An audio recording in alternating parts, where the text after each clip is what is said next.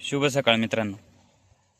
हे बघू शकता तुम्ही, आपण हे राहिलेल्या ओळ्याला पाणी भरतोय. मी असं का बरं म्हणतोय की राहिलेल्या ओळ्याला पाणी भरतोय, तर हे बघू शकता तुम्ही किती प्रमाणात राहिलंय. मी तुम्हाला जे दाखवलं होतं पूर्वी उतरताना 5वा दिवस 6वा दिवस, तेव्हा कसं ओळी होतं, आणि आता बघू शकता आता गवतावर जोर जास्त गेलेला आहे.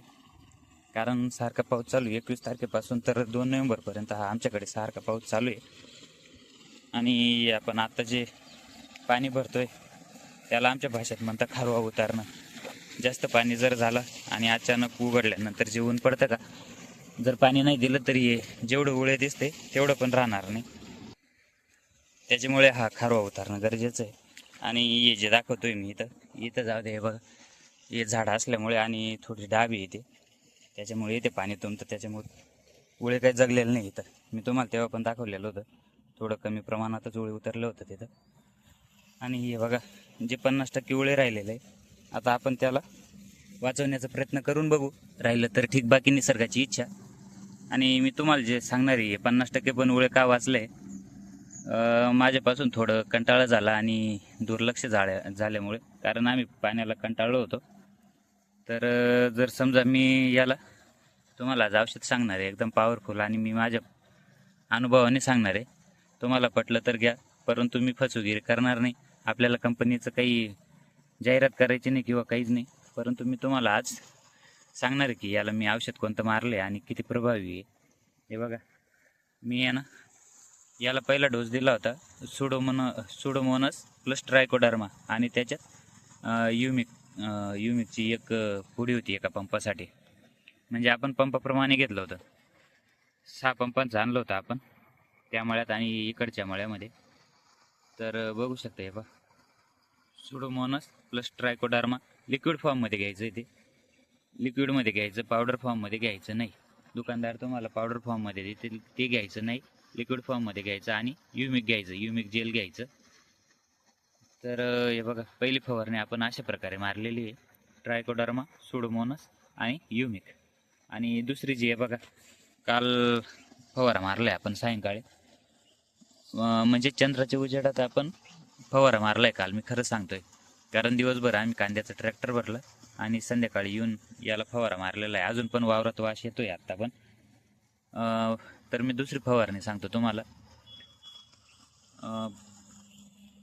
रेडोमिल गोल्ड,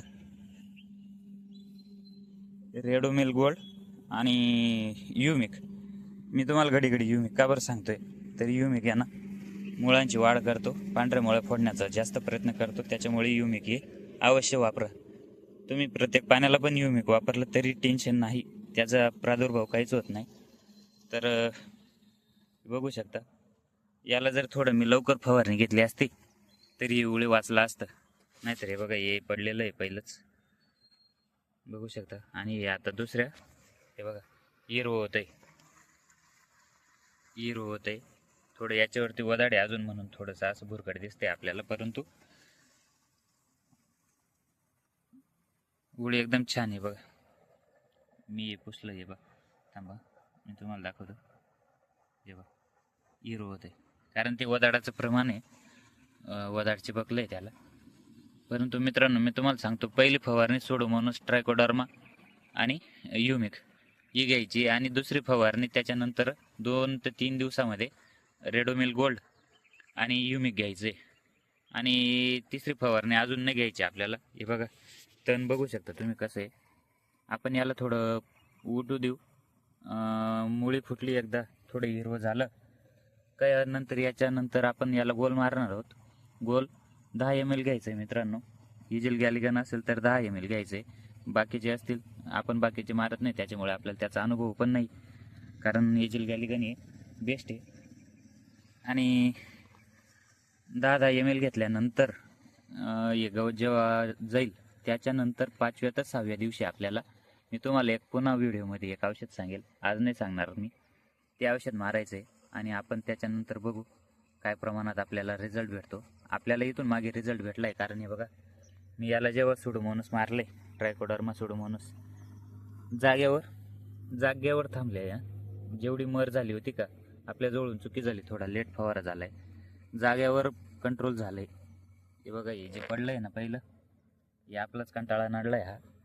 आणि त्याच्यामुळे मी दुसरी फवारणी काल लगेच घेतली.